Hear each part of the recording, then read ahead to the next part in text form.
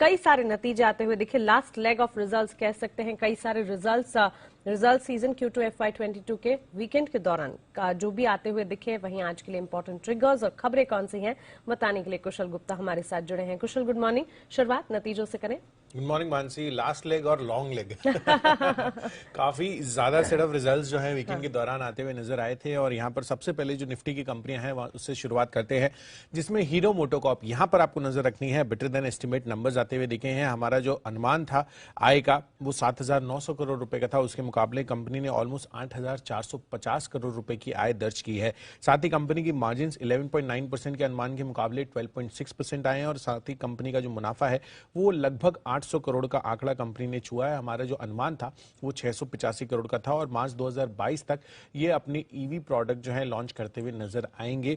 आंध्र प्रदेश के चित्तूर प्लांट में इसकी मैन्युफैक्चरिंग होगी, तो यहां पर नजर रखिए। साथ ही अशोक लेलैंड नंबर्स तो ठीक है, कंपैरेटिवली बेटर हुए हैं पिछले साल के मुकाबले, बट हमारा जो अनुमान था उससे थोड़े से कमजोर साइड पर ये नंबर्स आते हुए दिख रहे हैं अशोक लेलैंड के, जिसमें मार्जिन आप देखिए 3.7% के अनुमान के मुकाबले 3% की मार्जिन कंपनी दर्ज की है। और साथ ही कंपनी की जो आय है वो हमारा जो अनुमान था 4,650 करोड़ का, उसके मुकाबले 4,458 करोड़ की आय कंपनी ने दर्ज किया। और कंपनी का घाटा 83 करोड़ पर आता हुआ दिखा है। पिछले साल 147 करोड़ का ये आंकड़ा था, पर हमारा जो अनुमान था वो 55 करोड़ रुपए का था। साथ ही जो ईवी बिजनेस स्विच मोबिलिटी है उसको इनको ट्रांसफर करने के लिए बोर्ड से मंजूरी मिल गई है।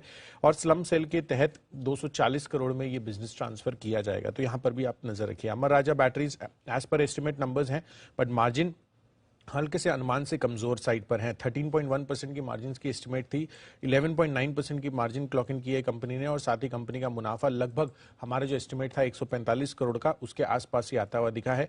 बट पिछले साल के मुकाबले लगभग 28% की गिरावट रही है। नाल्को नंबर्स काफी स्ट्रांग रहे हैं। इनफैक्ट यहाँ पर कंपनी की आय में 51% के उछाल के साथ 3,592 करोड़ पर यह आंकड़ा आया है। और साथ ही कंपनी की मार्जिन 12% थे, इस बार 31.3% के मार्जिन आए हैं। बट मोर इंपॉर्टेंटली 25% का हमारा अनुमान था। और कंपनी का मुनाफे में लगभग 600% के उछाल के साथ 748 करोड़ पर ये फिगर आया है। JK cement weak set of numbers यहां पर दिख रहे हैं कि कंपनी की मार्जिन 26.5% से घटकर अब लगभग 18% पर आई है। और कंपनी का मुनाफा भी 24% घटकर 170 करोड़ पर आंकड़ा आता हुआ दिखा है। इन्फो एज एज पर एस्टिमेट सेट ऑफ नंबर्स है। आय में करीब 10% का उछाल 352 करोड़ आया है। साथ ही कंपनी की मार्जिन 31.1% के मुकाबले 30.2% पर आई है। हमारा अनुमान 29.9% का था। और कंपनी का एडजस्टेड बेसिस पर अगर आप मुनाफा देखेंगे तो लगभग फ्लैट रहा है। हालांकि रिपोर्टेड बेसिस पर जो मुनाफा है 8,356 करोड़ रुपए का, उसमें यहां पर gain on sale of investment इन जोमैटो में रही है, जोमैटो में जो इनकी इन्वेस्टमेंट है। और साथ ही जो फेयर वैल्यू ऑफ इन्वेस्टमेंट्स है जोमैटो में, वहां पर भी ये पीएनएल में इसको फैक्टर इन करते हुए नजर आए हैं। Apollo hospital above estimates numbers हैं। मार्जिन्स 11% से बढ़कर 16.5%, हमारा अनुमान 14% का था। साथ ही कंपनी का मुनाफा 175 करोड़ रुपए के अनुमान के मुकाबले अब 267 करोड़ का आंकड़ा कंपनी ने दर्ज किया है मुनाफे के लिहाज से। साथ ही अंत में ग्रैन्यूल्स इंडिया, यहां पर नंबर्स कमजोर सेट ऑफ इनफैक्ट आप फिगर्स कहेंगे।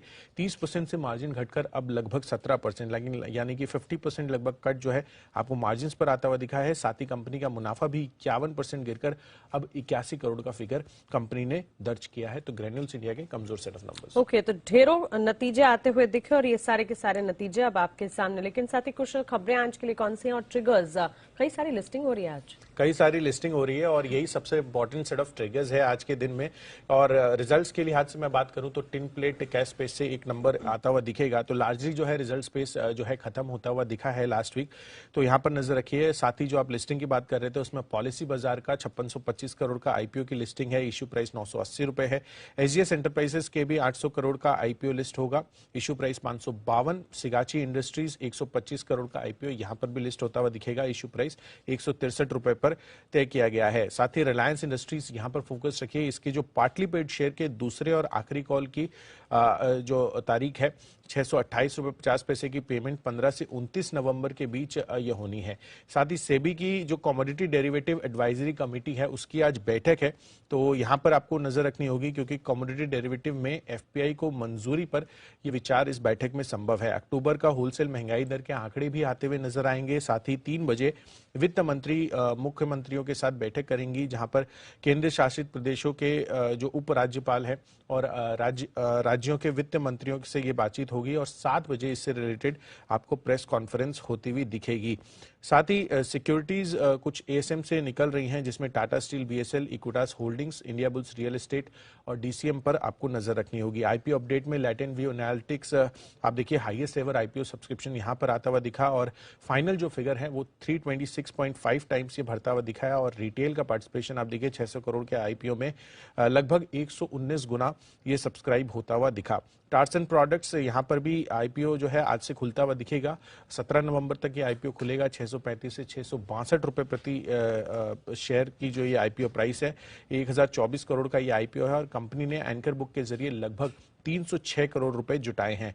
आईआरसीटीसी रेलवे ने बहाल की जो कोविड-19 से पहले की सारी ट्रेनें हैं वो उन्होंने वापस से ऑपरेशनल कर दी है और लगभग 1700 ट्रेनों को फिर से शुरू किया जाएगा। तो यहां पर आईआरसीटीसी पर आपको नजर रखनी है। रूट मोबाइल यहां पर क्यूआईपी के माध्यम से लगभग 47 लाख शेयर जो है 1852 के भाव पर जारी हुए हैं। 5% डिस्काउंट है फ्लोर प्राइस से।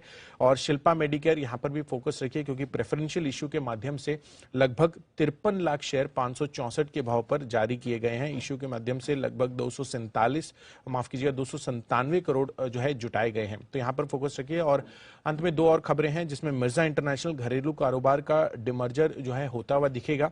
यहां पर मिरर शेयर होल्डिंग यानी कि 1:1 के रेशियो में ये डिमर्जर होगा और आरटीएच फैशंस लिमिटेड और मिर्जा इंटरनेशनल के विलय को मंजूरी भी मिलती हुई दिखी है। तो यहां पर भी फोकस किया। और अंत में Tata coffee, CCL products, entire coffee space focus में रह सकता है क्योंकि ग्लोबल कॉफी के दाम 7 साल की ऊंचाई पर है। तो यहां पर भी आपको बड़ा फोकस आज के सत्र में बनाना चाहिए। ओके कुशल, शुक्रिया। ये तमाम खबरें, ट्रिगर्स और साथ ही सारे के सारे नतीजे जो कि बाजार बंद होने के बाद आते दिखे हमारे